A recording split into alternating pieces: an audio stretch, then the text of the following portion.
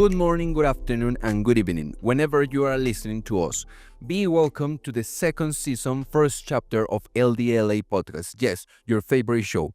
I want to introduce our host, Mr. Enrique. Mr. Enrique, hello. Long time no see you. Yeah, I'm so happy to be back here. Hello, Juan Camilo. Hello, everybody. So, as usual, I'm going to present our beautiful guest. The first one is Mariano Otero, who belongs to 11th grade. Hello.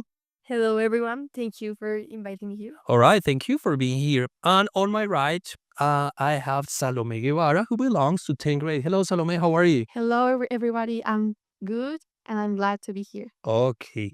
Well, as usual, as is a tradition here, Mr. Juan Camilo is going to present the amazing topic we have for today. Juanca. All right, during centuries and during the history of humanity and humankind, we have seen how the people are persuaded according to and the decisions are taken about the fear and how they can be manipulated and how they are subjugated by some things that we don't understand that can be from political, can be religious, can be a lot of topics. So my question of today, how the persuasion can be given through the fear? Who wants to start? Okay, so we started talking about something about how does the fear start to in the long of the history. So we made a question too. So the question is: are your decisions religious or are they a consequence of your fear? Oh my God, they started with a question. Okay, no problem. Well, this is a good one, and it's what we gonna try to explain here.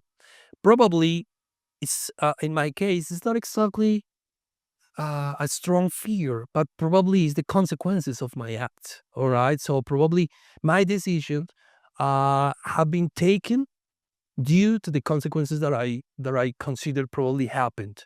Probably in the middle of the conversation, we're gonna talk about the first that probably I had or I still have. But anyway, it's a good one. I don't know if Juan Camilo has something to say. Yeah, I believe it goes more to the our part, which is instinctive, and if you can have or place in the mind of a person, of an individual, the fear, it is going to erase the logical part. Oh yeah. So your decision taking is going to be as good as it should be if you're in a very comfortable environment. So if you erase the logic, you're going to start taking decisions based to survive. Just to survive. Yeah. Exactly. So maybe not very good to be in there in that part. So I don't know. I don't know if we answered that question, or do you feel satisfied because now these are a change of roles, no? Exactly. They are. Yeah. I felt like a guest instead of a host. But what about you, Miss Guevara? Yes, I think that you like answer good the question because thank you because like you're being so realistic because the decisions are like taken by the emotions and the adrenaline like of the moment. So you don't have like all the time the logic of thinking about what are you going to do and your actions and decisions. So I think it's good. All right, all right. Okay. So we started talking about that question. We started to profundize about it. So I started to think about a situation that I have. I am very scared of talking in public. Okay. So once I was talking in public and it was horrible. Um so I went out of the auditorium and I said like how it will be my life without the fear. And I realized that I actually so I want to ask you, how do you think that will be your life without fear? Because it's All right, all right. That's a Oh, good that's one. interesting because sometimes I consider that probably there are many times of fears, all right? When you are petrified and probably you are not thinking, just in survival mode, all right? But there is another thing, another way that probably we have everywhere and every day that you talk about with your example in front of speaking to a public, all right? But sometimes what I've noticed in my life is that I need that kind of stress. Not exactly a fear that totally petrified, as I said before, but I need sometimes that kind of stress to push myself to first prepare things and to think fast and probably, go beyond the line. All right. That is what I'm talking about, what I think about. Yes, I'm going to copy paste that comment from Mr. because It's the same for me. Yes, I have that kind of fear to talk in an audience. For example, not in this moment, as I feel me, I'm kind of suffering, but yes, that kind of fear lets you to go through the things and to find out to move faster, to think faster, in order to convince your audience. So I believe if you transform the fear in a little advantage for your life, that would be because the fear is not going to disappear never, Never. is going to be with you, and of course you need to start learning how to live with it. So, yeah, that's right. And answering the question, a life without fear won't exist because we will be dead because the fear is an emotional response to keep us surviving, to keep us alive. So it's very important to take it like a positive way and not only like, oh, the fear is the worst thing that ever happened to me. It's also like giving the thanks to them, to the fear, to for being like alive because without the fear, like we will like, I don't know, do all the things that are, I don't know, possible, but we will be dead. So I have a question now. Now we can we change the roles now? No question, no more questions. Yeah, let us No, work. it's just I believe, or according to what you're saying, is that our beliefs or our ethic, our moral, is based on the fear. Mm. Yeah. It's Because no, because you said that we made the things according to I don't want to be punished or something like that. So you are telling me that the moral is guided by the fear. Yeah, something like that. Like in Arari, in 21 lessons, we read that the communities, the actual communities, were created based on fear because the people needed like something in to believe, you know. So they created the image or of God, so they can have like that support on their lives and not just think like, yes, I'm living, but I don't have a reason to lead. So now, like they don't have that fear that their lives doesn't have like a meaning, you know, then and they give it the meaning of God, like to be living, so you can be somewhere that you're going to be good, you know, like the sky, Li- the even. So it gives us like purposes in life, no? Yes. For you to follow and not fall in the deepness of emptiness. Is that right? Mariana, you wanted to complement that idea or? Yeah, I think that's not only because of the fear. I think that the fear is a way to maintain it, like the ethic. All right. But it actually starts with a kind of logic, and next for keep it like alive, it starts with the fear, like implementing the fear. All right, all right. So you say she says it creates it, but you said that it only maintains it. I think that the fear and also the like the logic, because only with fear we can't like make we can only survive. But with logic we can create the ethic, and also with the fear we can maintain it. All right, all right. Mr. Lisa, That is do you have one. question? I was thinking, well, while you were mentioning Harari, I was thinking on Brave New World, which is a book we are reading, and there is not exactly fear in that state, which appears is conditioning. Mm-hmm. So, would you would we the same uh with the conditioning instead of fear, or fear is a kind of conditioning? Or how what is the role of conditioning and fear? They are away, or they are the same, or what do I you think think about that? they complement each other, you know, because in Brave New World we can see that the doctors, the person that experiments with the babies, make like like classic and a condition, Conditioning, the yeah, a classic condition conditioning. with the baby, so they can't think about of getting out of their case, like dama, alpha, beta, and of that. So they like how do you say something? Subjugate, The babies like to some strong noises like yes, you know, they can have like in their minds that they can that is bad, you know, so they're not going to have like the wish of having a book or something like that, so they can escape from the future, you know. exactly. So that is conditioning, or conditioning people to to have fear. Probably is what Actually, I we think it's a kind of persuasion. So exactly. we have talked about it, and Salis was going to explain us what is persuasion. Persuasion is the process of influencing someone, a beliefs or thoughts through messages or like actions. So it can be like when you want someone to do what you want, but like not manipulating, because manipulating is more like aggressive, like with bad things or bad actions or bad words. But persuasion is more like with a calm form, with a calm way to do it. And it's like to go to a purpose or to an action that you want, but in a good mode, in a good way. All right. Um, According to what you have described and as the things that you have told, how the fear creates or influences or maintains the beliefs of the people, in that sense, you would say that God, the idea of God that we have created, and all the narratives that we have prepared for it, would you say that those ideas are just a way to avoid the fear? For example, if I'm feeling fearful to not or what is going to happen after my death, what do I create? A narrative that explains to me, but it is not logical. So would you say that the idea of God, the idea of religion, and those speeches, those narratives, as are just a tool of humankind to avoid the fear? Actually, I think that's, yeah. I think that all the narratives that exist are an answer to a lot of fears to control not control, but create a kind of sensation of calm or protection behind everything. Like, I mean, um, religion. Uh huh. It is the, I don't know, the fear of being judged in the, like, of your actions in the future. So I think that it also conditionates people for, like, I don't know, for like a kind of rules for making a better society. But it is also a kind of manipulation, which is the fear.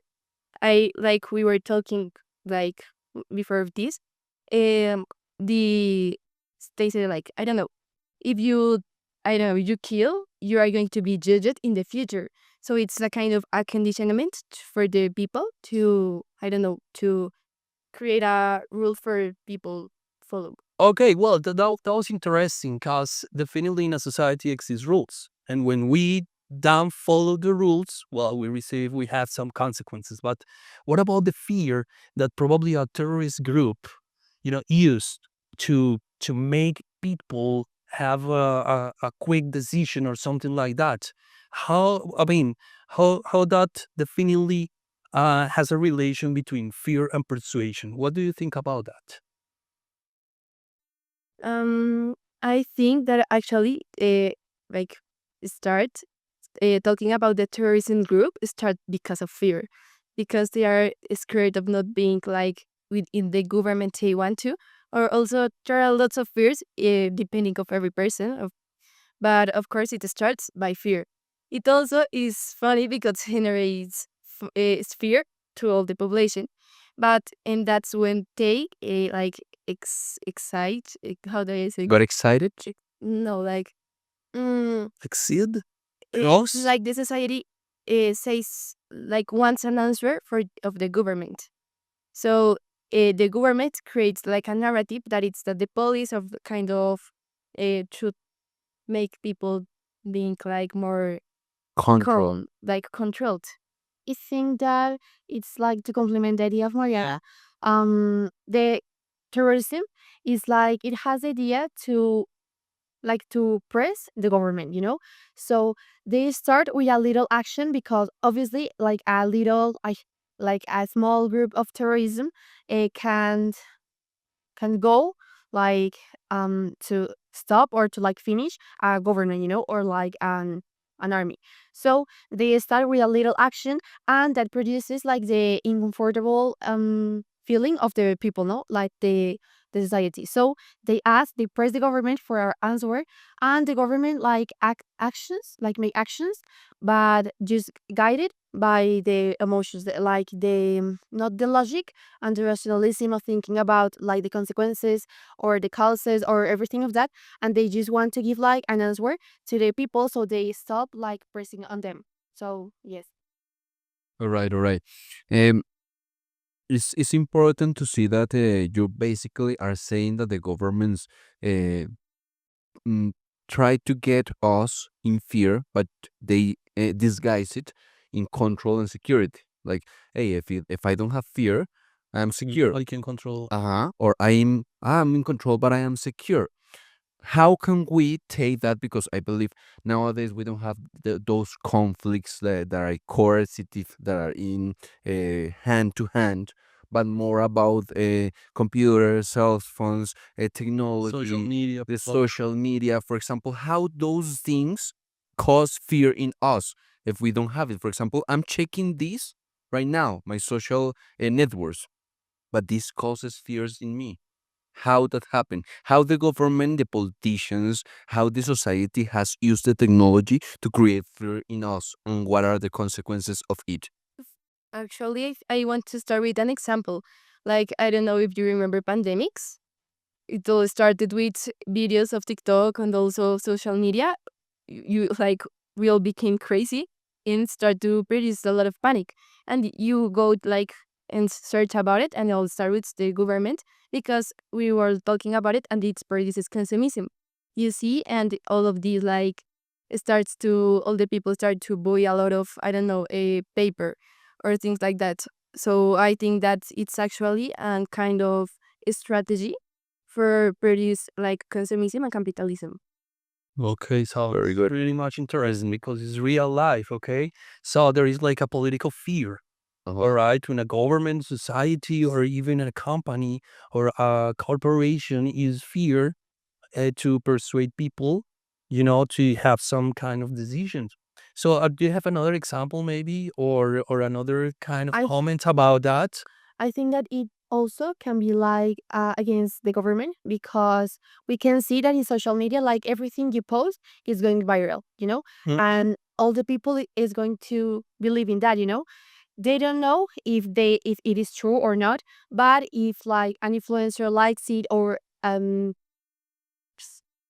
support the idea, the people is going to say, "Oh, that is true, so I'm gonna support it too," and it could create like protest, like protest. Like, Yeah, it, it's yeah. So everything of that just because like a minimal action or a minimal thinking or just a person that poses something like against the government and all the people is going to believe in that and is going to say like, oh yes, the influencers are they are good and the government is bad and all of that.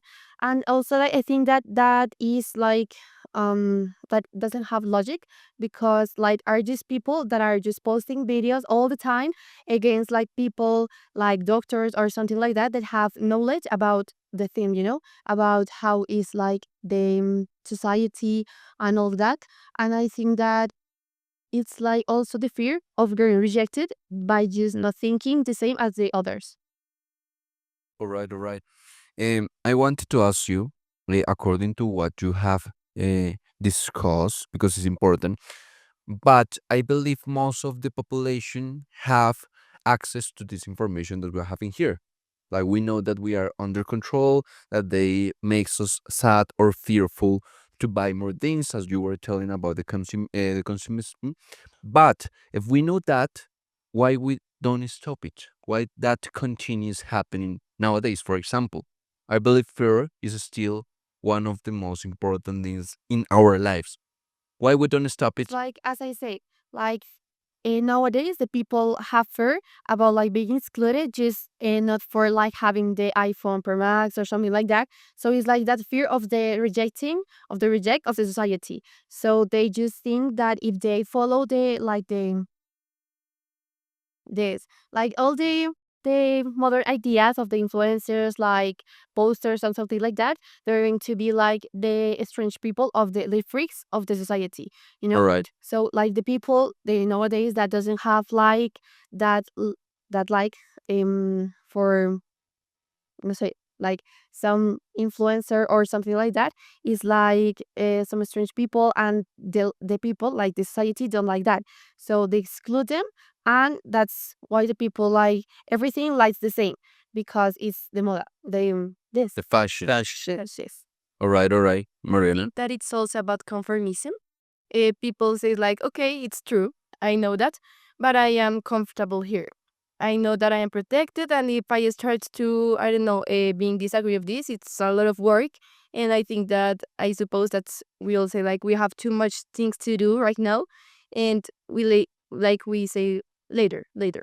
All right. So I think that it's also like a thing that we all know, but we say like we're good like that, and we confirm with this. We don't want to change it. Exactly. Exactly, or I can do it, or something like that. Or even we have it's like a perfect system in which, yeah, we know that exists that kind of control by fears or through fears, but I'm scared to try to change it. Mm-hmm. All right, so I consider that has been an interesting topic and has been an interesting conversation, and probably we never end talking about fear and persuasion.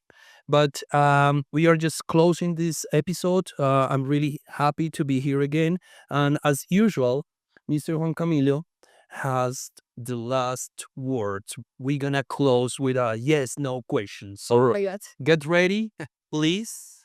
All right. Camilo. I changed it a little because you change our roles as interviewers. I'm going to make a question, but it's just one word question. All right. So I need that you think about it. What is your biggest fear? What is your biggest fear? The one that you say in just one word. It's a good one, man. Mm-hmm. Cool. They are petrified. The microphones. My biggest fear is microphones. Mariana, you have it? No, I don't have it. Let me think. Fear. Wow, Ignorance. Oh, nice. that is cool. Very good, very good. People, we will see you in the second chapter of the second season of LDLA podcast. It was a pleasure to be with you, Mr. Enrique.